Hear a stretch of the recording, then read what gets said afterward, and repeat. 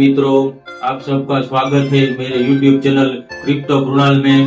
दोस्तों, इंडिया की सबसे बड़ी कंपनी रिलायंस जियो ने अपना खुद का कॉइन जियो लॉन्च कर दिया है। रिलायंस ने पॉलीगॉन ब्लॉकचेन के साथ टाई अप कर लिया है। आज हम सब देखेंगे इस वीडियो में इस कॉइन को फ्री में कैसे अर्न कर सकते हैं। दोस्तों, आप सबको पता है जियो इंडिया की बहुत बड़ी कंपनी है। 50 करोड़ यूजर्स है रिलायंस जियो के। सबसे पहले बात करते हैं आप सब रिलायंस जियो टोकन आप सब कैसे अर्न कर सकते हैं। अभी उन लोगों ने खुद का ब्राउजर लॉन्च किया है जियो स्पेयर करके। आपको सबसे पहले प्ले स्टोर में जाना है, उसमें जाके जियो स्पेयर ब्राउजर डाउनलोड करना है।